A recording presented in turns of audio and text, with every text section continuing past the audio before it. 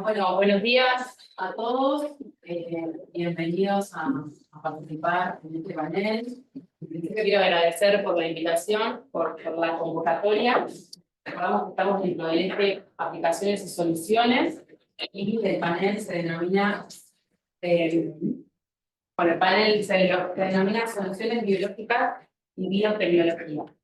Me presento, yo soy Florencia Moresco, soy parte del staff de APECID y coordino la red de carbono, la red de los proyectos, el proyecto de brechas de carbono, asociado, está más relacionado a lo que sucede con el carbono en los cielos y el registro de carbono, asociado fundamentalmente a conocer el impacto que tienen nuestras actividades sobre el medio ambiente. Van a encontrar dentro de la carpeta un papel donde van a ver un QR con el cual van a poder realizar las preguntas al final de cada de las disertaciones. Recuerden que el QR a escanear para la realización de las preguntas es el de la sala Constantini 2. Estas preguntas las vamos a hacer al final de las presentaciones. Bueno, estas salas están siendo transmitidas en vivo por el streaming del canal de YouTube y van a poder luego revivirlas ahí también si se las perdió. El tiempo de la disertación para cada uno de los panelistas es de 20 minutos y al final vamos a tener un tiempo de preguntas de 15 minutos. Bien, vamos a empezar con el ingeniero agrónomo Carlos Beco. Carlos es un enamorado de la agricultura. A lo largo de 40 años de experiencia en el sector agropecuario ha sido protagonista de las mayores transformaciones del sector, cuestiones de liderazgo de las empresas más importantes, tanto nacionales como multinacionales. Desde junio del 2020 se dedica de lleno a su pasión, asesorando y acompañando a algunas de las startups más emprendedoras del movimiento conocido como Fitech. En 2021 publicó La Revolución Digital del Agro, una obra que se afirmó desde entonces como esencial para el estudio de todo lo referido a la innovación tecnológica en el agro. De Villanos a Héroes es su último libro, Cómo el agro puede salvar a la humanidad. Gracias, Florencia. Gracias de estar acá. Un lujo. Muy bueno estar en el primer congreso. Y en este marco que empezamos a la mañana hablando de cómo tenemos que vender mejor, yo estoy convencido que tenemos una tremenda oportunidad de dejar de estar brillando en la película, un lugar que no nos merecemos, un lugar que no deberíamos estar ahí, pero que cada vez más para mucha gente somos parte del villano de la película, y cómo podemos pasar a ser los héroes y curiosamente y ambiciosamente salvar la humanidad. Arranco con algo que seguramente muchos de ustedes te van a hay varios de mi edad te van a acordar del concierto para Bangladesh, ¿no? Seguramente los jóvenes tengan una idea. Enrique, la verdad, el concierto de Bangladesh, bueno, el concierto de Bangladesh fue el primer para los jóvenes, el primer concierto benéfico de la historia del rock. Era un fanático de los Beatles, estaba pelado, muy bien preparado, y me entero que George Harrison, uno de los Beatles, nos vengo a estar a organizar un concierto de Bangladesh. Gracias a eso me di cuenta que existía Bangladesh y que el problema del hambre era un problema crucial en la humanidad. Por lo tanto, es así, esta es la tapa del disco, no se acuerdan lo que es un disco, ¿no? La tapa del disco, esa imagen, ese chiquito con un plato vacío, una tremenda hambruna. Para mí, un chico de clase media porteño no tenía idea del problema del hambre en el mundo, en aquel momento no tenía problema. Hizo dar cuenta de cuál es el verdadero problema de la humanidad que se encuentra detrás, el hambre. El sistema, como lo llaman ahora, el sistema agroalimentario, no funcionaba perfectamente. Y con mucha frecuencia el sistema fallaba. Y cuando fallaba el sistema, nos cagábamos de hambre. Y la gente moría con hambruna. Esto es un gráfico tremendo que muestra la cantidad de millones de seres humanos, no millones de seres humanos, que moría por décadas a causa de las hambrunas. Entonces, para poner en perspectiva, en 50 años atrás, el problema más grande de la humanidad era el hambre. Hasta que pudimos encontrar la manera, los profesionales de la agronomía, para terminar con esto. Ustedes pueden ver cómo a partir de 1970 esa curva desaparece. Y esto es gracias, estamos hablando de los profesionales, gracias a mi ídolo, un ingeniero agrónomo que estudió en la Argentina, de cargo, hoy estaba en la Argentinita, estuvo muchos años estudiando en el INCA, fue profesor y mentor de genios como Rogelio Fogante, que justamente fue premio Nobel de la Paz. Imagínense el orgullo de un ingeniero agrónomo, premio Nobel de la Paz. O sea, pero gracias a este señor, fundador de la Revolución Verde, el problema del hambre prácticamente desapareció del mundo y pudimos aumentar, en el caso de Argentina, en la misma superficie, hoy producimos 5 veces más de lo que producimos 50 años atrás. Esto es para, ¿viste? Como dicen, pues miren, no, acá, caso cerrado, ¿no? Ganamos por goleada, pero, y de acá nos convertimos en héroes silenciosos a partir de ese momento.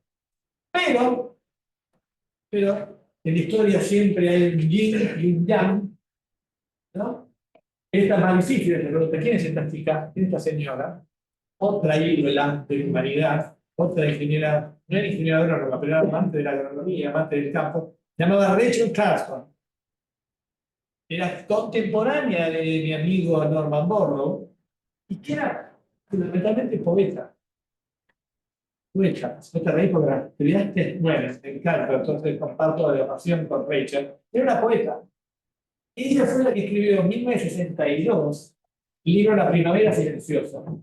La Primavera Silenciosa es una imagen bellísima de la alimentación. ¿Alguien se imagina la primavera silenciosa? Estamos en primavera, ¿alguien se imagina la primavera silenciosa? ¿Cierto? Es una imagen terrífica o terrorífica, ¿no? Y justamente ella fue la que abrió los ojos y dijimos, ok, la revolución verde ha sido fantástico, alimentamos el mundo, pero no es nada gratis.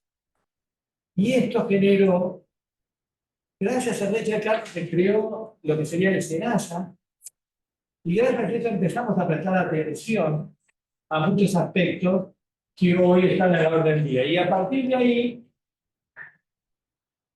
empezamos a escuchar este tipo de cosas. Escuchamos todos los días, paren de fumigarnos, paren de fumigarnos, los tóxicos matan, paren de enfermarnos, etcétera, etcétera, etcétera. Y de repente, los héroes silenciosos de Borlaug nos convertimos en los villanos de la película. Bueno, que no queremos estar, pero para muchos de ustedes jóvenes, cuando le dicen estudiar agronomía, seguramente le contestarán, vas a seguir tirando índices.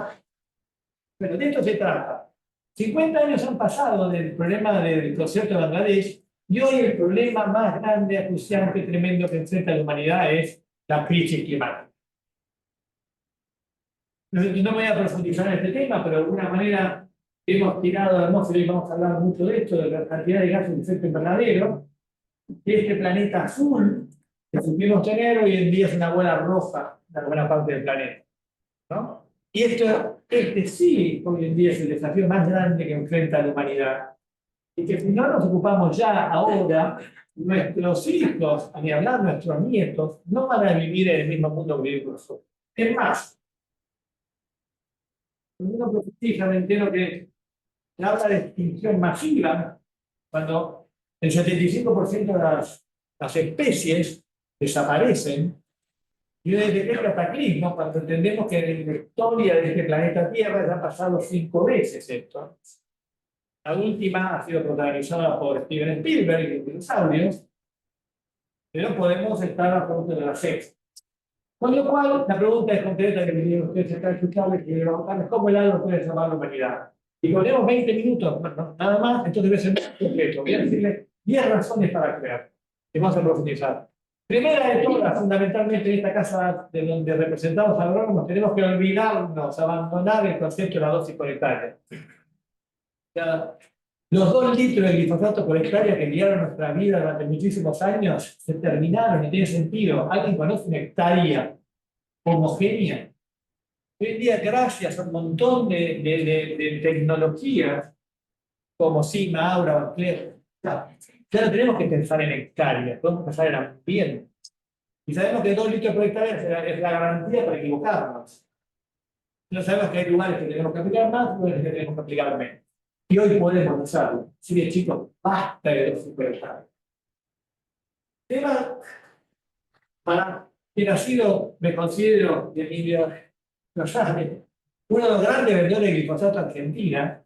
Pensar en una agricultura de fitosanitarios es lo que queremos. O sea, muchas veces piensan que los agricultores somos zombies, que nos encanta el olor del glifosato a la mañana y disfrutamos con eso. No, sabemos que es una porquería, pero sabemos que no tenemos más remedio que utilizarla y que si pudiéramos dejar de utilizarla, la dejaríamos de utilizar.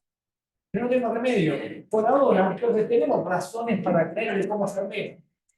Podemos hablar de, hoy hablamos de los bidones, pero tenemos que decirle chao a los bidones. O sea, seguir distribuyendo bidones de plástico no tiene sentido. Donde podemos hablar de panejos a granel, iniciativas como las que está haciendo Integra, podemos empezar a pensar en las formulaciones. Ya no es el problema solamente del glifosato, sino cómo se formula. Mucho más eficiente. Con el surco, que permite ser mucho más efectivo. Podemos soñar con aplicar mucho menos glifosato por hectárea. Dipalgo, una empresa argentina de Casilda, te promete usar 80-90% menos en una hectárea, gracias a inteligencia artificial. Y podemos soñar en tener herbicidas a base de productos naturales. Esto lo está haciendo él, una compañía argentina. Los agrónomos nos encanta la autopsia.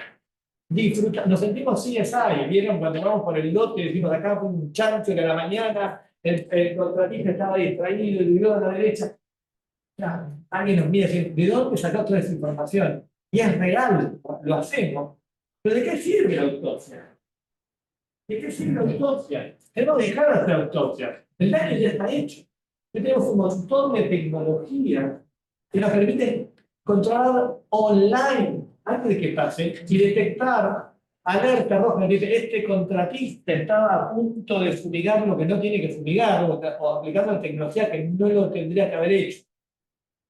Hay un montón de ejemplos para controlar esto. Acronex, una empresa santafesina que pone un equipo en cada pulverizador para asegurarte online que estás haciendo las cosas correctas.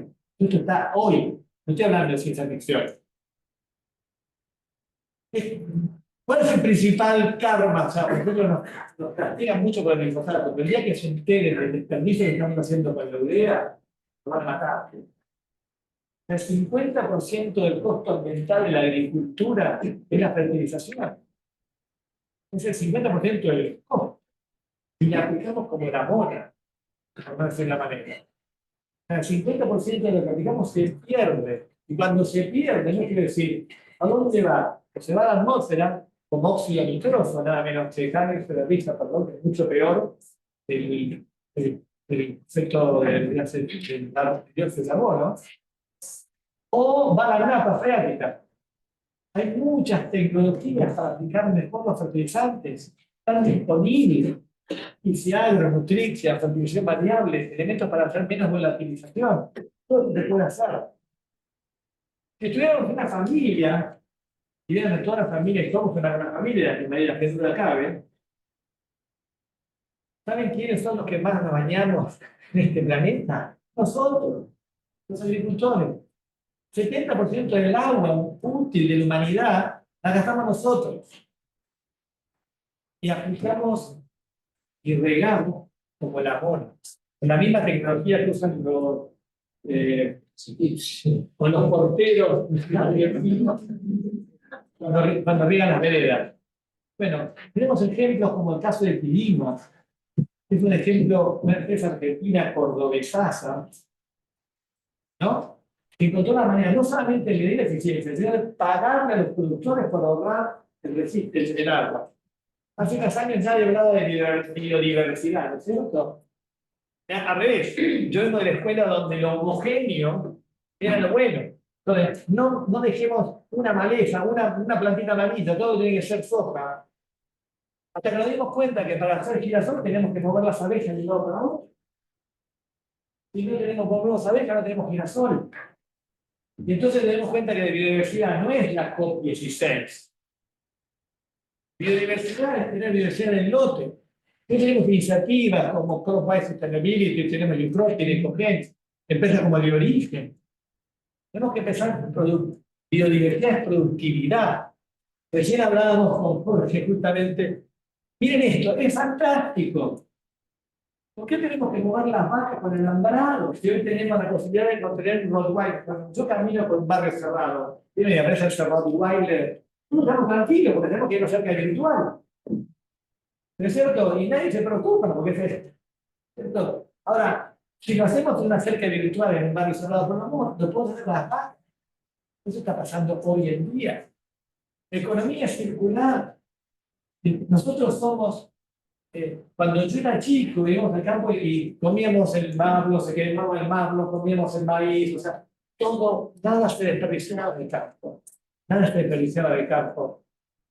Y además hoy, el agro tiene el potencial no solamente de usar sus propios recursos, sino usar los recursos de los demás. Porque ahora hablábamos de biodigestores, ¿no es cierto? El principal bioestimulante es el residuo de otra industria. Shift Energy produce energía a partir del residuo del castro de maíz. Y Biovita produce un bioestimulante a partir de la industria del calzado. Podemos llegar a ser los recicladores, los cartoneros de la Argentina. Y esto es algo que me pone muy nervioso para alguien que estaba dedicado que no se podía tirar nada de basura. Viste cómo hace todo, no quiere nada del plato. Cuando entendemos que el 17% de la comida que producimos la tiramos. Y si fuera un país, el desperdicio de comida sería el tercer país del mundo detrás de Estados Unidos y China. Todo lo que podemos hacer para mejorar el desperdicio de alimentos, desde controlar bolsa, evitar los viajes de camiones, controlar la comida antes, controlar la comida de frío. Todos esos son tecnologías que están actualmente emprendedores en Argentina. Y finalmente, y hoy vamos a hablar de esto, lo logramos. Finalmente nos damos cuenta que comienza el camino cuando medimos y empezamos a medir el impacto ambiental y empezamos a ser conscientes del daño que generamos y a partir de ese punto podemos empezar a cambiar. Hoy todas las grandes compañías están trabajando en esta línea, todas. Ahí está Syngenta, Brechas, está UPL, está Valle. Hay empresas locales, pymes argentinas, con María Elisa Media de Inés de Nápoles, de Puma, o Ruth, que están sponsoreando este evento. Estamos empezando a medir. En el momento que empezamos a medir, empezamos a cambiar. Bueno, el próximo premio Nobel de la Paz, espero, se va a llamar Ratan Lal. Estuvo en el Congreso de Brasil, es un pakistaní que dice: señores, ustedes, agricultores, gestionadores de la fotosíntesis, ustedes son la solución al cambio climático. Ustedes son la solución al cambio climático. Y esto para decirles, este es el daño que hemos hecho en la humanidad. Esta es la cantidad de dióxido de carbono que de gases de efecto invernadero que hemos tirado. O sea, curva roja alta, que van a miércoles hasta arriba. Todos vamos a tener que contribuir a que esta curva baje. Y todo lo que estamos haciendo con carbono neutralidad, y todo lo que estamos haciendo, todo el efecto de reciclaje, bueno, todo tenemos que lograr, y todas las industrias, todas tenemos que bajar. Ahora, la parte verde oscura, esas son las soluciones basadas en la naturaleza. Porque por más que dejemos de emitir, con todo lo que ya hemos emitido, estamos fregados, como dicen. La única solución es traer lo que ya trajimos de vuelta, volverlo a depositar donde nunca tuvo que haberse ido. Y los únicos, ahí sí me paro, los únicos que podemos hacer somos nosotros. Ese es el acto. Yo voy a contar Jorge, voy a contar de esto y Bonita también lograr esto. Somos nosotros. Con lo cual, muchachos, mensaje final. podemos dejar de ser los villanos, debemos dejar de ser los villanos, y tenemos todo a nuestra disposición para ser los héroes de esta película. ¿Qué estamos esperando? Qué privilegio ser parte de este momento. Muchísimas gracias, un placer. Si quieres saber más, gracias.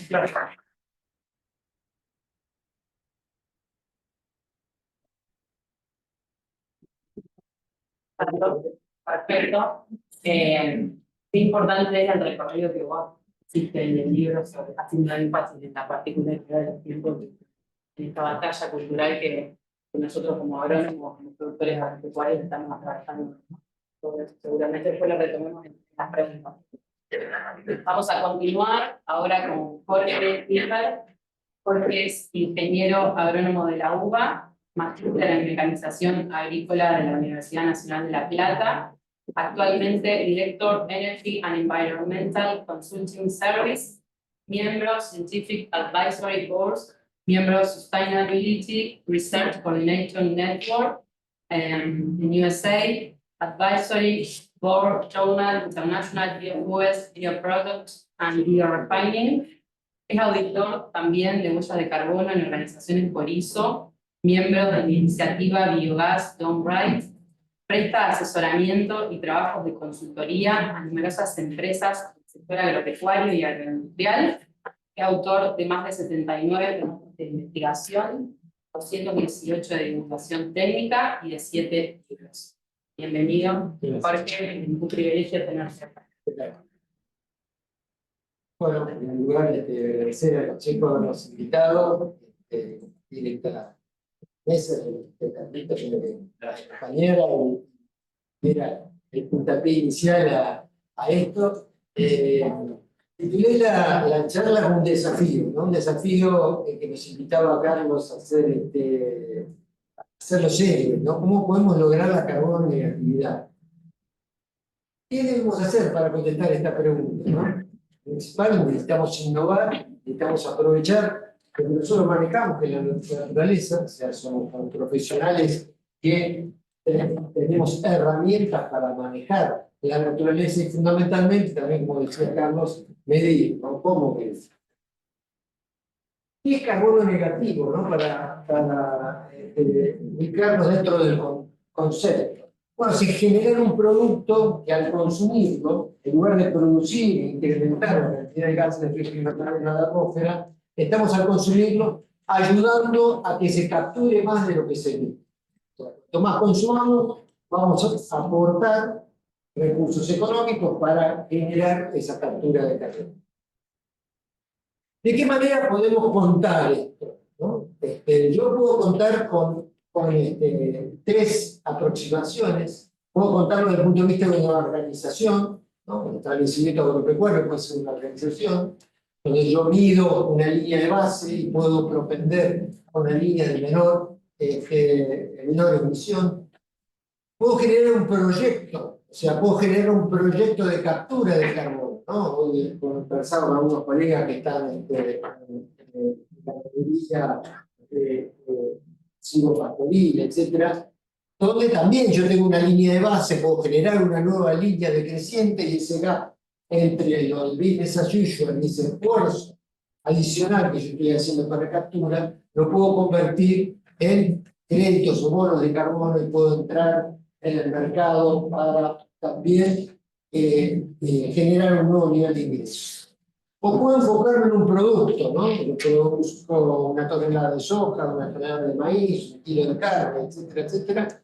Puedo medir en función del valor de emisiones que tiene ese producto que yo estoy generando. En todos estos podemos también apostar a una carbono neutralidad, a una carbono negatividad. ¿Cuál es el mundo de normas internacionales que está regulando? Pero también tenemos que clarificar esto, porque como bien decían esta mañana, estamos viviendo un intangible, o sea, el bien ambiental es un bien intangible, yo no lo puedo tocar, viene con el producto, pero no es un bien físico. ¿Y ese bien intangible de qué depende? Depende de mi credibilidad. credibilidad. No pierdo credibilidad, desaparece absolutamente todo ese valor agregado que yo estoy. Tenemos que ser muy celosos en cuidar las formas que estamos haciendo, la medición, para que justamente seamos creíbles. Sobre todo que tenemos que pasar de villanos a él. No debe ser que con una mala medición reforcemos la imagen del villano en vez de reforzar la imagen de él. Ahí arriba tienen las 3 normas madre que justamente están regulando las 3 formas de medición, la de organización, la de proyectos y la de productos.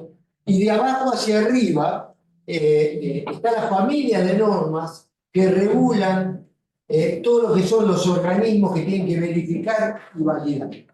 Esto garantiza lo que nosotros denominamos hoy en día una verificación y validación acreditada.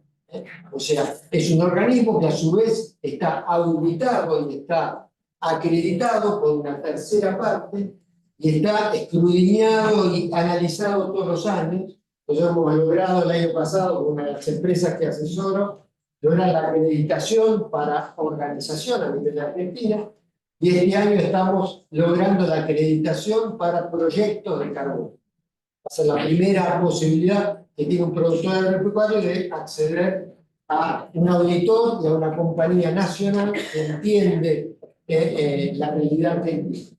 Bueno, en el mercado hay también algunos que venden verificaciones no acreditadas, y ojo con eso. O sea, tenemos que asesorar adecuadamente a nuestros clientes de ir por el camino correcto. Porque estamos vendiendo, pero hay muchas empresas acreditadas que pueden hacerlo. Pero ir por esa vía justamente para reforzar la credibilidad del sistema. El botón equivocado. Bueno, les traigo, entonces, vamos a los bifes, ¿no? Uno de nuestros clientes nos pidió estudiar la integración entre las biorefinerías de etanol y las plantas de biogás. ¿Para qué? Para lanzarse a vender el sistema a Estados Unidos y a otros países en base a la información. Este es el esquema básico donde la biorefinería, la planta de etanol, genera destilados finos, vinaza, como la solíamos conocer. Esto alimenta la planta de biogás. La planta de biogás puede alimentar una caldera, generar calor, retroalimentar la planta, o puede tener un motor generador y al mismo tiempo estar generando calor y estar generando energía eléctrica que entrega a la red o también abastece a la misma red. El primer estudio que hicimos sobre esta integración, analizamos fundamentalmente cómo estábamos en relación a la emisión de la electricidad que estaba generando el complejo y del calor que estaba generando el complejo.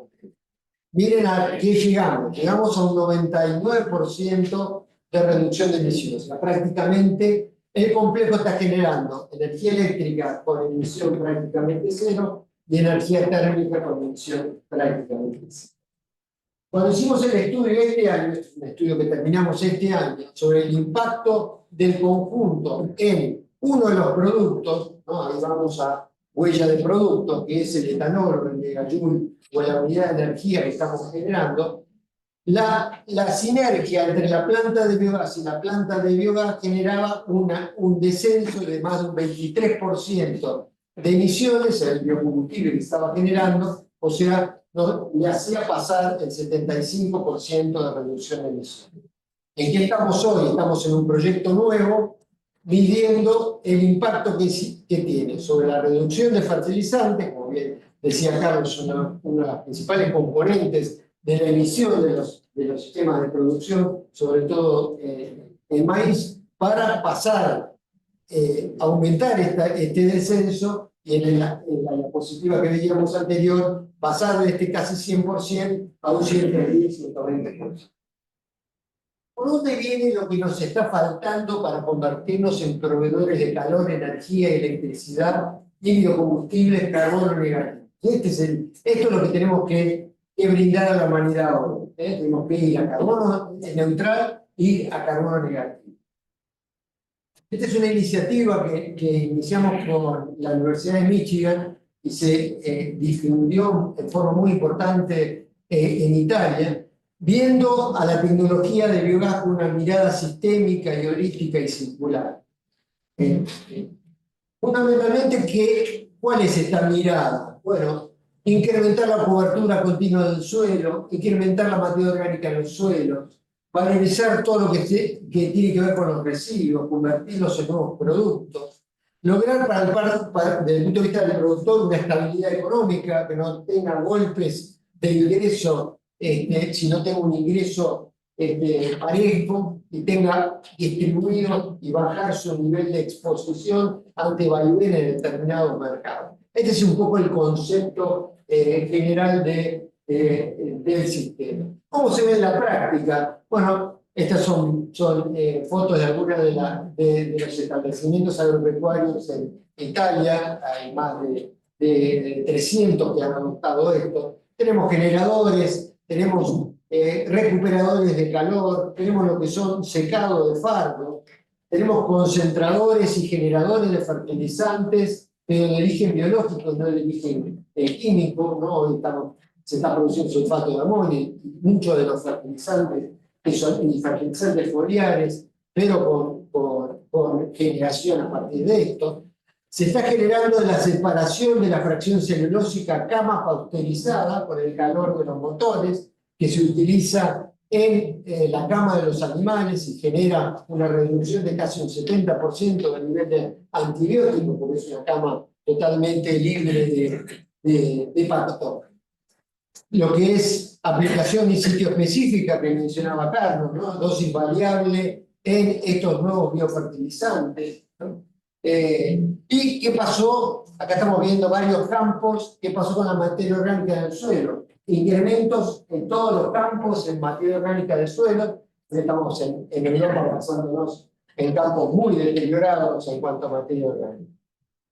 Y llegamos a la carbono negatividad. Ahí están viendo los resultados de mediciones, donde tienen el combustible fósil en la primera columna, una producción convencional de biogás a partir de silaje de maíz, que es una reducción importante, pero todavía necesitamos mucho más, y como con la incorporación de residuos, cultivos de cobertura, y todo lo que estamos mencionando, llegamos ya a valores negativos de emisiones, o sea que ya llegamos a la carbono, no es algo exploratorio, son todos productores comerciales, no hay nada de investigación en una estación experimental en estos resultados que estamos mencionando. ¿Qué hay en el pipeline, no? ¿Qué estamos viendo? Bueno, estamos viendo todo lo que es la producción a partir de este dióxido de carbono que capturamos, o sea, utilizamos al maíz como enorme capturador a muy bajo costo de dióxido de carbono. La biorefinería, ¿qué nos hace? Concentrar ese dióxido de carbono y generar una corriente pura de ese dióxido de carbono. Lo tenemos disponible, que lo estábamos venteando, en neutral, porque era biogénico, que se había capturado en el mismo año. Hoy en día ya se está pensando ese dióxido de carbono sumado a el hidrógeno verde, convertirlo en biocombustibles sintéticos. Me dirán, bueno, esto estará en Suecia. No, está en Uruguay, está una inversión anunciada de $6.000 millones, está en Chile, ¿no? Todo lo que es la conjunción de estas dos tecnologías y también la captura de este dióxido de carbono en mantos subsuperficiales. Yo también, hace 3 años me decía, ¿cuándo este término que está en la fórmula europea lo vamos a ver? O sea, que estaba el término negativo, capturar el dióxido de carbono. Bueno, los americanos están uniendo 25 plantas de etanol, haciendo dióxido de carbono ducto y enterrándolo en Dakota del Norte, convirtiendo todo el etanol que se está produciendo en Estados Unidos en carbono negativo, ¿no? Hay unas fotos satelitales muy interesantes que muestran el Corn Belt como absorbe, como un absorbedor, una aspiradora de dióxido de carbono. Antes, este dióxido de carbono volvía a la atmósfera. Ahora no podemos aprovechar. Como conclusiones, les puedo decir, la carbono negatividad es un hecho, ¿no? Que estamos aprovechando el enorme potencial de captura de plantas de carbono 4, como caña de azúcar y maíz. O sea, es una enorme fábrica de capturar carbono, que hoy en día tenemos la tecnología para inmovilizar ese dióxido de carbono, cosa que hace muy poquito no teníamos, ¿no? Realizamos una captura permanente y uso de ese dióxido de carbono bioquímico, recuperamos suelo, incrementamos materia orgánica, incrementamos fertilidad y reducimos emisiones de todo el sistema agrícola, manejándolo en forma sistémica y circular. Bueno, cualquier cosa, ahí tienen el QR que los hace acceder a todas nuestras redes donde tiene esto desarrollado y todo lo que estamos haciendo en esta materia. Muchas gracias.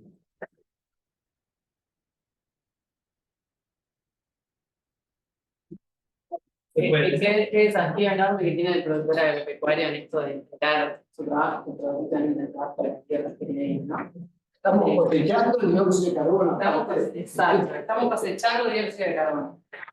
Bueno, ahora vamos a pasar a la última parte, la última presentación de Sebastián Pangeli. Sebastián es especialista en ciencia del suelo con más de 10 años de experiencia en agricultura sostenible y mitigación del cambio climático. Ha liderado el desarrollo de proyectos de carbono en el agro que cumplieron con los más altos estándares de la industria. Es ingeniero agrónomo con una maestría en ciencias del suelo y candidato a doctor en ciencias agropecuarias. Actualmente es gerente de desarrollo de proyectos LATAM en Mitra y además es docente en FAUBA, donde enseña conservación de suelos y teledetección. Gracias, Flor. Bueno, primero que nada, un honor estar acá realmente el primer consejo de los profesionales bioagroindustriales y compartiendo este panel con dos grandes referentes de la profesión, así que realmente es un honor. Yo trabajo en el mercado de carbono y les voy a contar un poco del mercado de carbono, pero dado que esta es una mesa de innovación, les voy a contar también algunas dificultades que estamos teniendo para escalar los proyectos de carbono en el suelo particularmente. Mi foco de trabajo es la agricultura y ganadería regenerativa, o sea, la acumulación de carbono en el suelo para generar créditos de carbono. Y bueno, a medida que estos proyectos empiezan a escalar, vemos ciertas dificultades y estamos viendo cómo la tecnología y la innovación van a permitir generar mitigaciones de las emisiones de gases de efecto invernadero a una escala que realmente pueda mover la burbuja del cambio climático. Entonces, esa es la pregunta. Primero te voy a contar brevemente qué son los mercados de carbono, para qué sirven. Luego hablaremos de en qué consisten los proyectos de carbono en la agricultura y ganadería, muy brevemente, para luego pasar a la parte que veo más interesante del día de hoy, vinculada a la innovación, que es qué desafíos tenemos para escalar los proyectos y cómo puede la tecnología y la innovación ayudarnos a lograr. Me gusta empezar las charlas por esta figura del panel intergubernamental del cambio climático, y que lo que nos muestra es la evolución en el tiempo del calentamiento global, ¿no? Es la diferencia de lo que vemos en el eje Y, es la diferencia entre la temperatura de un año específico respecto a la temperatura en la era preindustrial. ¿Sí? Entonces, lo que grafica esa línea negra, digamos, es el calentamiento global a lo largo del tiempo, y bueno, lógicamente se observa que la temperatura media global ha ido aumentando en el tiempo. Pero lo que les quería mostrar principalmente es los caminos que tenemos. ¿Sí? Tenemos distintos escenarios, y esos escenarios dependen fuertemente de lo que hagamos estos años. ¿Sí? Estamos en un momento muy importante para empezar a tomar acción respecto al cambio climático, y tenemos escenarios futuros en los que la temperatura media global se puede ir a más de 4 grados de lo que era la era preindustrial, mientras que tenemos escenarios más óptimos, diría yo, o más beneficiosos para la humanidad, que es mantenernos en niveles debajo de los 2 grados y, por qué no, cerca del 1,5 grados, que es lo que sugiere el Acuerdo de París. ¿Cuál es el problema? Que, bueno, a esta altura lo que todo el mundo lo tiene bastante claro, pero para llegar a cumplir con los objetivos del Acuerdo de París, tenemos que reducir las emisiones de gases de efecto invernadero para el final de esta década en casi un 50%. Es casi un 50% al final de esta década, mientras que tendríamos que llegar a emisiones netas cero, o sea, absorciones y emisiones balanceadas para 2050. Este es un objetivo muy ambicioso y, como dice ahí arriba, una amenaza que requiere cooperación. ¿Sí? No lo vamos a poder lograr desde el agro o de un sector particular de la industria, ni en un solo país, sino que requiere esfuerzos mancomunados entre distintos sectores de la economía, distintos países y regiones del mundo. Y en ese contexto es que surgen como un mecanismo interesante los mercados de carbono, que trato de esquematizar en esta figura, ¿sí? A la derecha tenemos, en realidad, bueno, sí, aquí derecha también, tenemos lo que debería estar en esa barra verde esquematizado, es un proyecto de crédito de carbono, ¿sí? Un proyecto que tiene como objetivo reducir la emisión de gases de efecto invernadero, o mejor todavía, incrementar las absorciones de dióxido de carbono de la atmósfera, ¿sí? Y del otro lado tenemos en la línea, en la barra roja, vamos a tener las emisiones totales de una organización en particular. ¿Sí? Si estas organizaciones en general se trajan objetivos corporativos vinculados, pueden ser objetivos voluntarios o regulados, dependiendo del país. Por ahora priman los objetivos voluntarios, ¿sí? Las corporaciones se ponen objetivos de reducción de gases de efecto invernadero, principalmente ahora de forma voluntaria, pero cada vez más en los distintos países del mundo aparecen regulaciones que pueden limitar las emisiones de una determinada organización o un sector de la economía. Y en la medida que ese objetivo no pueda ser cumplido en un año específico por esa organización, lo que puede generarse es un comercio, un intercambio de crédito de carbono, donde digamos, la organización que se excedió en las emisiones de gases de efecto invernadero compra crédito de carbono, mientras que el proyecto puede vender ese crédito de carbono y obtener un ingreso a cambio. Entonces, ¿qué es un crédito de carbono? Básicamente es una tonelada de dióxido de carbono que se absorbió o que se dejó de emitir por un crédito de carbono, pero no es solamente una tonelada de dióxido de carbono que se absorbió o dejó de emitir, sino que tiene que ser una tonelada de dióxido de carbono que se generó en un proyecto que sigue metodologías, estándares internacionales, que fue auditado por terceras partes, por entidades que conocen cómo son las metodologías, de manera tal de que no es que yo les estoy vendiendo que generé un crédito de carbono porque generé una absorción, sino que eso está medido, siguiendo protocolos aceptados internacionalmente, está auditado, y eso es lo que le da una cierta integridad a este mercado. Como les decía, esos objetivos corporativos pueden ser voluntarios o de cumplimiento, o sea, obligatorios, o porque la corporación directamente quiere invertir en un proyecto climático. Y luego, dentro de los créditos de carbono, tenemos distintos tipos de proyectos. Particularmente, yo trabajo principalmente en proyectos de ganadería regenerativa, pero hay proyectos de agricultura regenerativa, proyectos de deforestación evitada, proyectos de reforestación, bueno, de energías renovables, de manejo de residuos, etc. ¿No? Hay proyectos muy diversos. El foco de mi charla va a ser el carbono principalmente en el suelo a partir o el incremento del carbono en el suelo a partir de la implementación de prácticas regenerativas en la ganadería. Entonces les voy a enfocar ahora un poco en qué consisten estos proyectos de carbono en suelo. En Argentina tenemos ya 9 proyectos de carbono en suelo que están en distinto grado de desarrollo, algunos ya funcionando y otros en etapas de comienzo, de desarrollo, de implementación de esos proyectos. Pero básicamente esta figura lo que nos muestra es de qué depende que un suelo esté incrementando el nivel de carbono y que se pueda secuestrar ese carbono en el suelo y podamos generar crédito de carbono, o que esté perdiendo carbono en el suelo. Básicamente depende de lo que está representado ahí por la flecha verde, que son los ingresos de carbono, y lo que está representado por la flecha roja, que deberían ser los egresos. Dentro de los ingresos, principalmente tenemos la productividad de la vegetación, ¿sí? Estar productividad cuando los cultivos o los pastizales o las culturas incrementan la productividad, vamos a tener más ingresos de carbono, más absorciones de carbono en el sistema, y esperamos que en el mediano o largo plazo eso termine también en un incremento de carbono en el suelo. Por el lado de las salidas tenemos principalmente la mineralización, y hay muchos proyectos que buscan tratar de reducir, por ejemplo, las labranzas para bajar el nivel de esa flecha roja. Entonces, buena parte de los proyectos de carbono que se están realizando en Argentina y en el mundo dentro de lo que es agricultura y ganadería, lo que buscan es incrementar, o sea, que la flecha verde, los ingresos sean mayores que los egresos. Simplemente eso.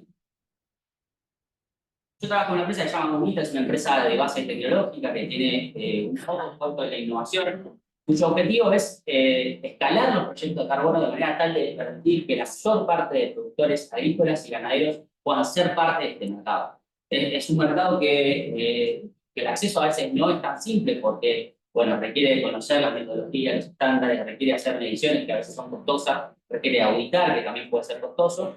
Y nuestro objetivo es que todos los productores, o muchos productores de agropecuarios, independientemente de su tamaño, pequeños productores, grandes productores, puedan ser parte de estos proyectos. Tenemos proyectos, bueno, en 4 continentes a esta altura, pero les voy a contar particularmente de los proyectos que tenemos en Argentina, que es un proyecto de ganadería, porque lo que buscamos es incrementar el tiempo de descanso, ajustar los tiempos de descanso del pastoreo para favorecer la regeneración de las pasturas, ajustar en forma adecuada las cargas animales para evitar el sobrepastoreo, de manera tal que los pastizales naturales, principalmente porque el proyecto tiene casi 1 millón de hectáreas de pastizales trabajando, bueno, puedan regenerarse, aumentar su productividad y con ello incrementar a largo plazo el carbono en el suelo. Llevamos 10 millones de toneladas de carbono removidas en proyectos alrededor del mundo, pero nuestro objetivo es llegar a final de esta década, a 2030, agregándole 2 ceros a ese número, ¿sí? Queremos llegar a 1 gigatonelada de carbono removida alrededor del mundo por la implementación de prácticas regenerativas en agricultura y ganadería. Y eso es un desafío enorme. Entonces, ahora les voy a empezar a contar de los desafíos que estamos teniendo a la hora de tratar de escalar este proyecto. Porque, bueno, algunos de los desafíos que tiene UNITA como compañía que intenta hacer accesible el mercado de carbono a los productores son estas 3. ¿Sí? La primera es de qué manera implementamos las prácticas más efectivas en cada lugar del mundo. ¿Sí? Contaba que tenemos proyectos en 4 continentes e indudablemente a medida que esos proyectos también se empiezan a expandir, es cada vez más difícil aumentar el secuestro de carbono por hectárea. ¿Sí? No nos sirve de nada, yo les mostraba ahí que tenemos proyectos de 1 millón de hectáreas, no sirve de nada tener proyectos muy grandes si no se aumenta o sea, lo que necesitamos es absorber por unidad de superficie, ¿no? No es solamente tener una superficie, sino que esas superficies estén absorbiendo carbono de la atmósfera. Así que, a medida que empezamos a escalar los proyectos, cada vez obviamente se pierde más control, más uno no está tan en el día a día con los productores, de manera tal de que resulta a veces complicado saber qué está haciendo en el campo para entender cómo esas prácticas pueden estar impactando en el carbono del suelo. En segundo lugar, un desafío muy importante es cómo cuantificamos el carbono secuestrado. ¿Sí? Muchos de ustedes sabrán, aquellos que vienen del área de suelos, que el carbono del suelo es muy heterogéneo en el espacio, ¿sí? Es muy variable, o sea, que si uno hace un pozo en un lugar y toma una muestra, y uno se mueve 100 metros y toma otra muestra, los valores posiblemente van a ser bastante variables, y hay mucha heterogeneidad en el campo. Y a su vez, la tasa de secuestro de carbono respecto al stock que hay en un momento particular es muy baja, no es que vamos a estar secuestrando la misma cantidad de carbono que hay. O sea, los niveles que tenemos que detectar de diferencia de carbono son bastante modestos comparado con el stock que hay ahí. Y eso dificulta que estos proyectos puedan ser escalables sin necesidad de salir a tomar millones de muestras en el campo. El objetivo nuestro de UNITA es, a través de la tecnología, tratar de reducir esos costos de muestreo, porque cuanto mayores costos tengamos de muestreo a campo, menos del financiamiento climático, menos de la compra de crédito de carbono, de esa barra verde que va a la barra roja, que es el proyecto, o sea, menos del financiamiento climático de las corporaciones va a llegar al campo. Y lo que nosotros necesitamos es que la mayor parte de los ingresos del proyecto vayan a los productores, vayan a los socios locales para favorecer la implementación de prácticas regenerativas. No sirve de nada que el 90% del dinero de un proyecto, como a veces se ve, termine en un laboratorio o termine pagándole a las personas que hacen el muestreo de suelos.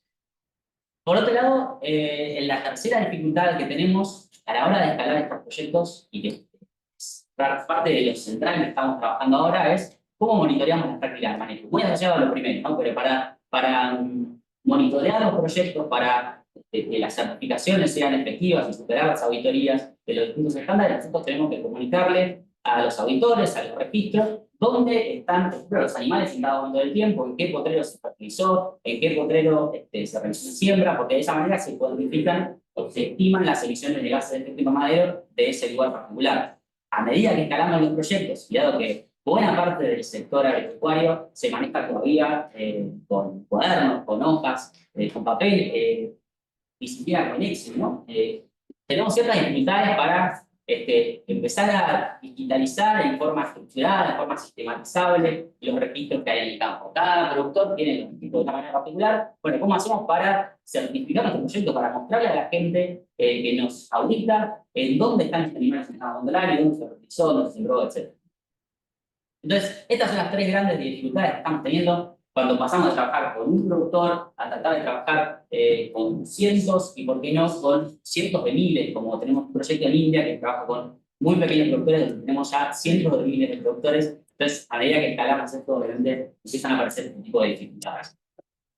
Paso entonces a hablar un poco de cómo pensamos, cómo intentamos resolver estos desafíos que nos presentaba escalar los proyectos. En primer lugar, para entender cómo implementar prácticas de manejo efectivas en cada lugar que nos permitan maximizar el secuestro de carbono en las distintas regiones y condiciones en las que estamos trabajando, tenemos estas tres aproximaciones. En primer lugar, para nosotros es clave trabajar con socios locales, con partners, con gente que conozca la realidad del terreno. Ubita es una empresa que nace en Silicon Valley, Estados Unidos. En Argentina somos 2 personas trabajando desde Buenos Aires y, sin embargo, estamos tratando de desarrollar proyectos que involucren a distintos productores desde Patagonia hasta el norte de México, en Latinoamérica. Entonces, ¿cómo hacemos para conocer su realidad? Bueno, y para implementar las mejores prácticas. La mejor estrategia que encontramos es trabajar con más de 50 ONGs, empresas, instituciones gubernamentales y científicas, que lo que nos permiten es entender mejor la realidad local, tener una mejor pegada de los productores y aprender en conjunto cuáles son las mejores prácticas que podemos implementar en cada lugar. En segundo lugar, tenemos aprendizaje continuo y basado en datos. Al empezar a escalar los proyectos, tener centenas y miles de productores, empezamos a tener una base de datos para analizar increíble. Ya no es solamente certificar el carbono, sino que también podemos empezar a entender qué está pasando en cada lote y en cada lugar del mundo. Y tenemos un equipo que está en formación de científicos de suelo que están constantemente mirando los datos, viendo por qué en cada potrero incrementó el carbono, no incrementó, a qué se debe esa variabilidad, ¿es el manejo? ¿Es el suelo? ¿Es el clima? Bueno, esto es lo que nos va a permitir empezar a entender cuáles son las prácticas más efectivas para secuestrar carbono en el campo, y es clave que este equipo de Carbon Hackers trabaje continuamente con los partners, con los socios locales que tenemos en territorio. Y finalmente, para la implementación de manejo efectivo, proveemos a los socios y a los socios locales y a los productores con productos satelitales que apoyan la toma de decisiones. Acá hay algunos, hay productos de sanidad vegetal, productos que estiman el contenido de nutrientes en las distintas partes del potrero, del lote, estiman el contenido de humedad en cada sector del terreno, de manera tal de que esta información esté disponible para socios y productores, y nuestro grupo de Carbon Hackers que trabaja en esto, y entre los tres poder entender en qué momento es más conveniente rotar, por ejemplo, a los animales, en qué momento es conveniente dar un descanso, qué impacto tienen en estas variables el pastoreo en un momento particular, etc. La segunda dificultad que teníamos estaba vinculada a cómo cuantificar el carbono secuestrado, y acá también trabajamos netamente en tecnología. UNICA tiene un sistema a partir de medición de carbono en suelo basado en el uso de sensores remotos e inteligencia artificial, que consiste en tener más de 100 imágenes a lo largo del espectro electromagnético de ingreso a este modelo. Tenemos también 1 millón de datos de verdad de terreno tomados a campo por nuestros socios y organizaciones amigas alrededor del mundo. Esta base de datos de realidad del terreno y el ingreso de distintas imágenes del espectro electromagnético nos permite hacer predicciones. Las predicciones están basadas en inteligencia artificial, en deep learning, que dan modelos que luego nos permitan medir en forma remota el carbono orgánico del suelo. ¿Sí? De esta manera podemos reducir los costos de los proyectos de carbono, costos de muestreo de los proyectos de carbono en un 90%, lo cual nos permite evitar que los productores tengan que pagar eso. Imagínense que, obviamente, indirecta o directamente, los productores que son parte de un proyecto de carbono están pagando sus propios suelos, y muchas veces, al estar pagando estos gastos, pueden quedarse con un margen muy bajito de ingreso proveniente del crédito de carbono. En nuestro caso, esto no es así. A partir del uso de tecnología, a nosotros acá basta autopsia, ¿no? Ya hay muchos datos disponibles. Obviamente esto no nos libera de medir, pero modelar nos permite reducir fuertemente los costos que vamos a estar teniendo por mediciones de carbono en suelo, y permitir de esta manera escalar de una forma más racional los proyectos. Y lo último, cómo monitoreamos las prácticas de manejo, cómo pasamos de papel a digital, y esto está siendo un desafío en el que estamos trabajando mucho actualmente, ¿no? Originalmente pensábamos tener un tablero como el que se ve ahí, en el que haya un mapa con los lotes, de hecho lo tenemos trabajado, un mapa con los lotes y el productor pueda decir, bueno, acá tengo 5 vacas, tal día las moví, las quisiera deslizar el mouse y pudiera ir moviendo las vacas en el terreno, de manera tal de tener en cada momento del año. Primero, este dashboard permitía, este tablero permitía monitorear el proyecto, pero también le permitía al productor planificar previo a una campaña. La verdad es que el uso de esto es variado, hay productores que les encanta y lo usan todo el tiempo para tener de una forma más sistematizada y digital su dato de campo, pero hay quienes todavía prefieren el papel, lápiz, el mapa impreso, y eso me parece que esa transformación puede llevar un tiempo y es lógico porque en muchos lugares incluso la conectividad es complicada, así que bueno. Entonces, ¿cómo reemplazamos este dashboard para aquellos que no lo quieren usar? ¿Cómo logramos tener esos datos de terreno que necesitamos para monitorear nuestros proyectos? Bueno, estamos desarrollando varias cosas. Una es una especie de chat GPT del agro, ¿sí? Donde el productor puede conversar con una inteligencia artificial, contarle lo que está haciendo, hacerle preguntas de manejo, y ese chat nos va a permitir, por un lado, esa conversación con el productor le va a permitir al chat automáticamente actualizar ese tablero. Pero también es variable, ¿no? Todos los productores, y es entendible, yo no sé si lo haría, quieren conversar con una inteligencia artificial para contarle lo que están haciendo y obtener recomendaciones de manejo de un chat artificial. Así que estamos yendo a esquemas un poco más sencillos, ¿no? Donde directamente el productor le puede mandar un audio de WhatsApp a una inteligencia artificial y ver que luego esa inteligencia escuche lo que está diciendo el productor y lo ejecute, lo ponga a disposición en el tablero original. Estas son algunas alternativas, creo que no nos van a eximir de seguir teniendo que planear cosas de corto plazo, pero estamos viendo la manera de que no sea un trabajo tan arduo para nosotros, ¿no? El hecho de contar con tantas distintas fuentes de información y poder finalmente sistematizar estos proyectos para poderlos escalar de forma efectiva. Entonces, nada, tampoco esa es nuestra solución, darle acompañar a los productores en la implementación de prácticas con nuestros socios locales, con nuestros productos satelitales, favorecer y facilitar el monitoreo de carbono a partir del uso de la tecnología satelital, y luego hablar, una vez que tenemos ese carbono de suelo certificado, medido efectivamente con la tecnología y certificado por auditores internacionales y terceras partes en estándares reconocidos, vamos a las corporaciones que tienen objetivos de mitigación y vendemos estos créditos de carbono, y luego la mayor parte de los ingresos se traslada, la amplia mayoría, a los productores locales y a los socios locales.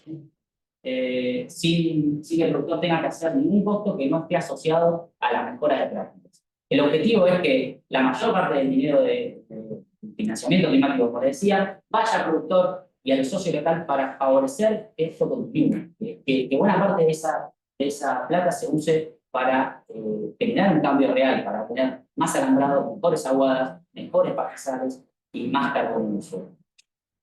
Y estas son algunas imágenes del proyecto más avanzado, que es un proyecto del norte de México. Es un proyecto de carbono sobre pastizales naturales en un desierto de Chihuahua. Y ahí tienen arriba algunas fotos del comienzo del proyecto y algunas fotos luego de pasados 2 años. Y les anticipo que, ustedes me podrán decir, seguramente en el 2022 llovió, ¿no? El 2022 fue un año bastante seco en el norte de México, así que el hecho de mejorar el manejo, de adoptar prácticas regenerativas, le ha permitido a los productores tener más pasto para su ganado, pero también esto no solamente mejora la salud del suelo, sino que otra serie de servicios ecosistémicos vinculados a la recolección de agua, ¿por qué no? A la biodiversidad, a la mejora de los ingresos, no solo del productor, sino de las comunidades y de trabajadores rurales. Así que bueno, muchas gracias.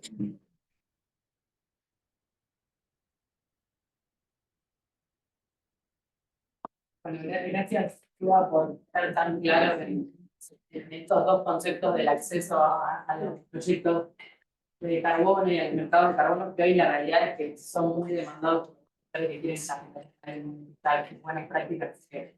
Muchísimas gracias. Vamos a empezar ahora con algunas preguntitas. Recuerden que dentro de la carpeta tiene una hoja con un QR al cual pueden acceder. Estamos en la sala Constantini 2.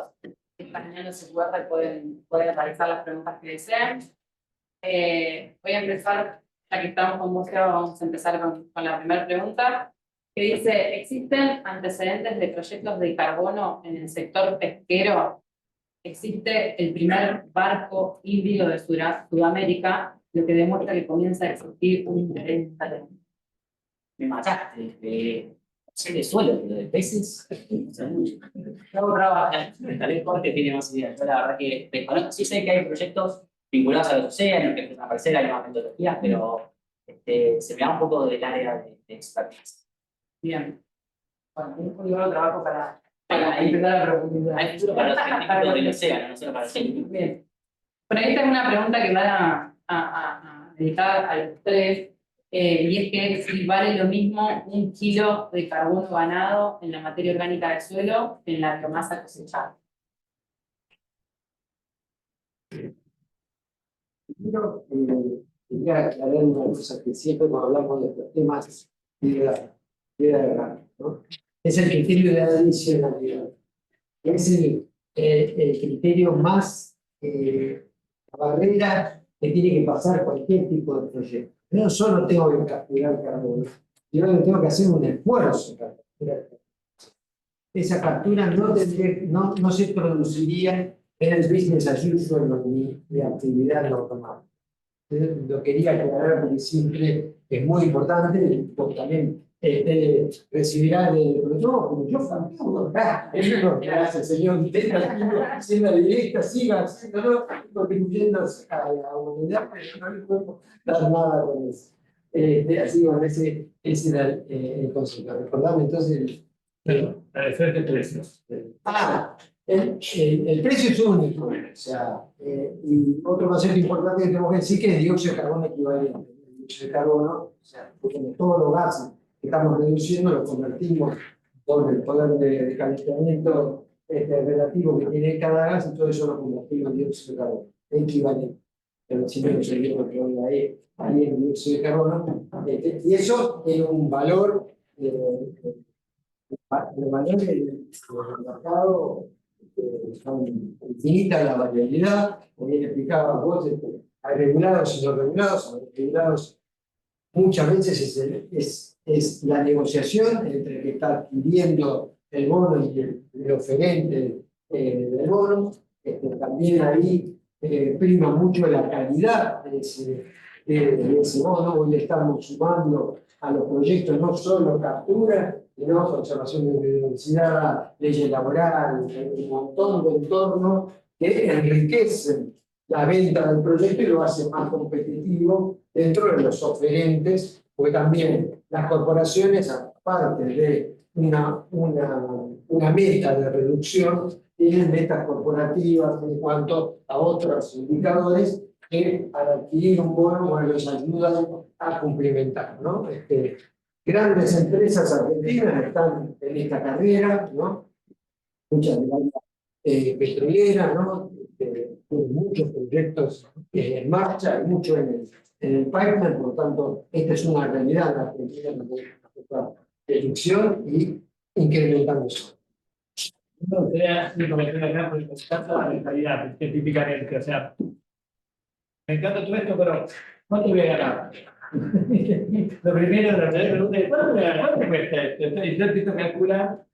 Yo tuve la suerte en 2018 de llevar los primeros grupos también de argentinos a el proyecto. Y claro, todos empezaron a decir: yo calculaba, tantas hectáreas, tantos duros por hectárea. Para. Creo que el mensaje uno es,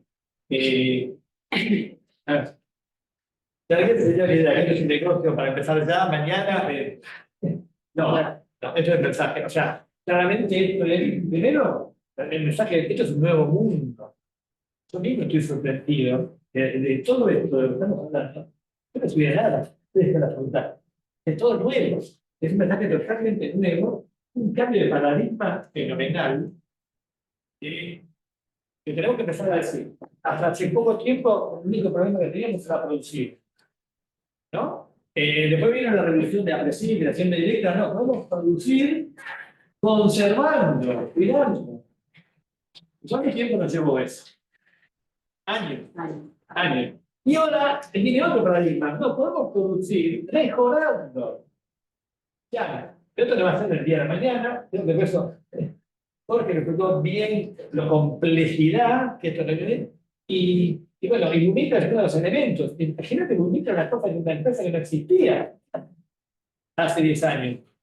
Entonces, quiero decir, para mí es un camino a recorrer. Es un camino a recorrer que no va a ser, como diría Paul, largo y sinuoso. Fíjate, les digo, Carlos, no tenés para vender hoy, no vas a llenar un camión, pero si no empezás hoy, en 4 años no tenés nada para vender. De hecho, es algo que también Carlos mencionaba en el libro, ¿no? Que el primer paso hacia esta mejora continua es la autocrítica, el reconocer que podemos hacer las cosas mejor de lo que lo hacemos hoy. En este análisis que hacer de los que eran 60 emprendedores, 60 emprendedores disruptivos, para esta temática de que, bueno, hoy hay tanta tecnología con la finalidad de que no solo produzcamos más, sino que produzcamos mejor. Bueno, Seba, una pregunta más para vos es, ¿cómo certifican las mediciones de carbono que están haciendo hoy con satélites que sean realmente precisas?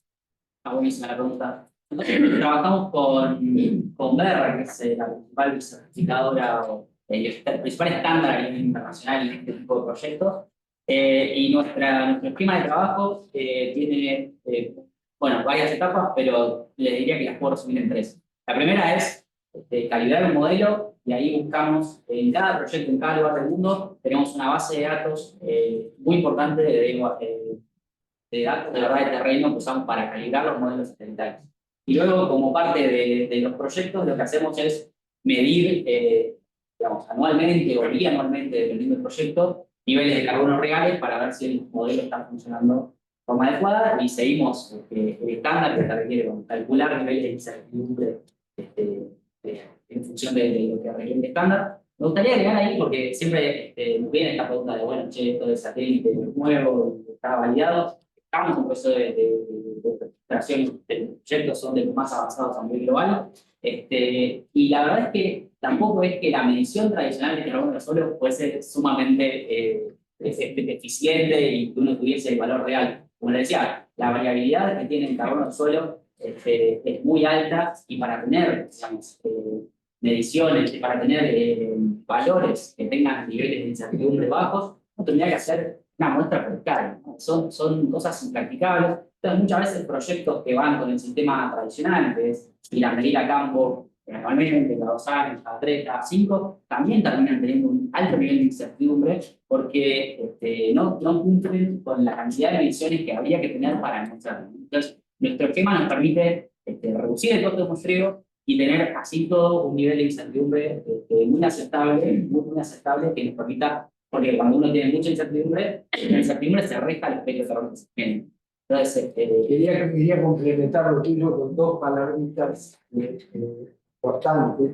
Cuando uno presenta un proyecto, ¿no? Presenta registración de un proyecto, lo primero que se hace es una validación. Yo como auditor voy y veo, en función de la bibliografía, en función de con ustedes, de los modelos que se están usando, etcétera, si la predicción que me están dando a 20, 30 años de ese proyecto es razonable. O sea, ahí comienza la etapa de validación, termina la etapa de validación. Ese proyecto comienza a transitar. Cada 5 años lo que se hace es una verificación. Se va y se verifica que lo que se prometió se está cumpliendo. Y recién ahí se convierte eso, en función de la incertidumbre va a ser el porcentaje que te dan, y de 100, la incertidumbre grande te van a dar 40, o si la incertidumbre baja te van a dar 80. Pero estas 2 etapas es también importante que uno las tenga en mente, porque uno piensa, no, presentaste el proyecto y ya vamos a cobrar, ¿no? Esas 2 etapas son muy importantes, y normalmente cada 5 años es los periodos de verificación que tienen estos proyectos. Ganaste de mano porque la próxima pregunta era qué pasos debe seguir Ah, una empresa productora para lograr la carbono negatividad. bueno, fundamentalmente esto, con la complicidad que tiene, uno no puede desarrollar un proyecto per se. Acá hay distintos actores que están interviniendo, hay especialistas que se dedican a la generación de los proyectos, hay que buscar escala, como decías vos, ¿no? Elegir los productores, etcétera, etcétera, y ellos se dedican a eso. Una vez que se dedican a eso, bueno, lo presentan a alguna de las, como se mencionó, Guerra, hay varias a nivel mundial, se presenta el proyecto y comienza la etapa de validación del sistema. Cuando termina la etapa de validación, comienza a correr el proyecto y entra la fase de verificación y de escalado, porque normalmente se lo presenta con un caso testigo, un determinado, y después se va escalando ese proyecto y aumentando el servicio, porque está aplicando la misma tecnología. Bueno, pongamos el ejemplo, ganadería regenerativa, cultivo de cobertura, etcétera, etcétera, todo en un mismo paquete. Yo replico ese paquete en más campos. En Argentina tenemos proyectos ya que han pasado a la parte de validación y en este momento se encuentran en la fase de expansión, buscando productores que se asocien a esto ya, ¿no? Que cada uno tiene que pasar todo el proceso, ¿no? Uno puede sumarse a un proyecto que ya está aprobado. Déjame agregar algo a lo que dijo Jorge Pérez, brillante. El cambio grande empieza acá. La verdad es que un día me levanto y digo, che, voy a hacer un proyecto de arroz. No, el cambio es en la cabeza del productor. Cuando digo, tengo que producir diferente. Tengo que dejar de ser villano. Tengo que invertir. Obviamente, y la primera inversión, definitivamente la primera inversión, es entender, comprender la cabeza, el cambio que es acá. Por eso, digamos, la esperanza es que está llena de gente joven empezada. Por eso que no hemos ganado. El cambio está ahí, ¿no? Ese es el cambio. Y la posibilidad de acceder a todas estas tecnologías que ellos están desarrollando tiene un poco de la demanda. Bueno, y ahí déjame decir otra cosa para ir explicar. Hay algo que nos hace mal, como nosotros, como sector, es que no hablamos, no comunicamos, porque no hablamos, tenemos que contar, tenemos que comentarlo, tenemos que compartir. Pero compartir nuestras miserias y compartir nuestros sueños. Bien, bueno, muchas gracias. Y una última pregunta ya para cerrar, porque estamos en horario, es si quieren compartir algún caso de éxito que hayan tenido y contar el impacto que tuvo ese caso en el medio ambiente. Tengo uno, mi favorito. Tengo uno. Está en el libro, pero lo cuento rápidamente, me encantó, pero es uno de tantos, pero me encanta porque tiene una componente muy fuerte, no solamente meterse, sino personal. Mi caso se llama Rincón de Corrientes, un campo muy grande, es de una dueña francesa, una señora francesa, llegó al Recón, pero mucha de la hectárea tiene un ecosistema impresionante, divino, lo que quiero llegar, ¿cierto? Pero la historia que yo conozco está contada por el administrador, que estaba frustradísimo, porque no era que no podía mejorar, no podía hacer producir ese campo. O sea, no tenía forma de entregar un esquema. De parte tiene que él hace mucho hincapié, y yo lo tengo que contar, que la gente, imagínense los ganaderos gauchos correntinos, ¿cierto? Acostumbrados a vivir toda su vida, relaciones de una manera, pero quiere decir que el cambio ambiental no es solamente el bono, sino que el final, no hay cambio en la mentalidad y el propósito. Esos gauchos correntinos hoy están cuidando el ambiente. Entonces, lo fundamentalmente lo que cambió de estancia de Rincón de Corrientes es que el equipo tiene un propósito. Tiene un propósito, están copados con lo que están haciendo. Eso ya están certificando y están llegando fondos, están llegando. Ese es el final de la película. Pero el impacto humano, ¿quién está tocando? Papá, él está tocando. Yo les quiero contar otro otro ejemplo totalmente distinto al de Carlos, el caso del grupo de productores en Córdoba, de Puerto, que deciden invertir en una biorefinería de etanol, ¿no? Y cómo ha ido evolucionando.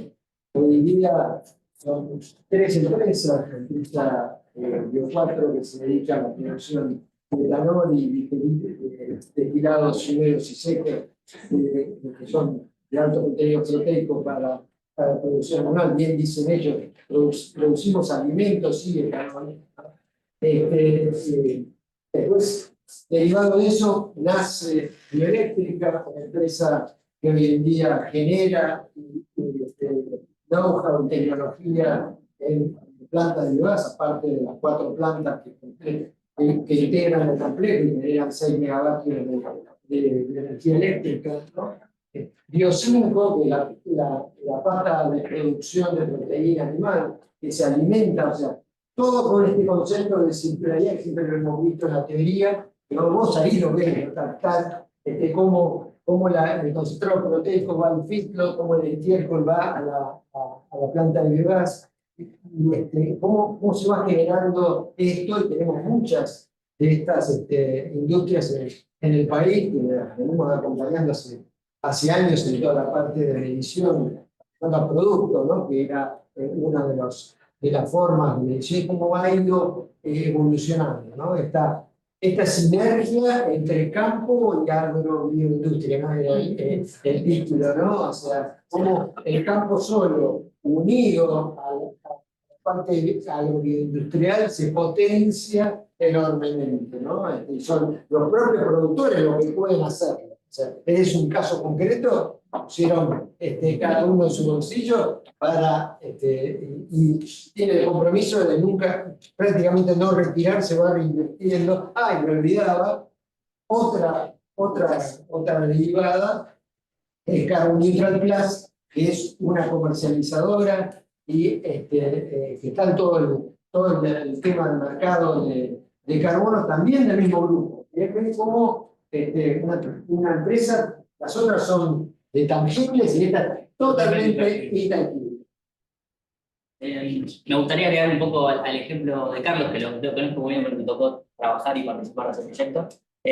Y creo que es bastante representativo de muchas experiencias. Nosotros, como parte de los proyectos de carbono, también tenemos que ir, conversar con la gente, que hablar no solo con los productores, sino con los trabajadores rurales, y entender si esta experiencia les está beneficiando o les está resultando una carga, ¿no? Si el implementar prácticas como medida definitiva, por ejemplo, es algo que también lo beneficia en su trabajo, o es algo que, ¿por qué no?, que les genera mayores ingresos y demás, o es algo que odian y que va en contra de todos sus principios y demás. Si fuese este segundo caso, estaríamos en un problema. Entonces, lo que vemos en esos talleres es impresionante. Es como la gente, que primero, obviamente, uno tiende a querer hacer lo que siempre hizo, ¿no? Uno manejaba, por ejemplo, los animales de forma continua durante 50 años, mis padres, mis abuelos hicieron lo mismo, porque yo voy a cambiar si estoy acá, me estoy bien. Y hay una reticencia al cambio. Y una vez que ese cambio se logra, le preguntamos a la gente si volverían a trabajar en un campo que produjera de forma tradicional, y todo el mundo decía, no hay chance, yo de acá no me voy. Y eso es parte de, y lo escuché a Santiago diciendo esto, ¿no? De, bueno, ¿cómo traemos gente al campo? ¿Cómo hacemos que gente joven quiere trabajar en el campo? Y creo que a partir de estos proyectos se generan oportunidades muy lindas para no solamente estar impactando en la producción y generando producción de alimentos, sino en revalorizar todos los otros servicios ecosistémicos que proveen los ambientes de pastizal, la ganadería extensiva, que es realmente muy poco valorado. Entonces, me parece que poner en valor eso es algo que es un resultado que no esperábamos estos proyectos, pero que me parece es de lo más valioso. Para presentación.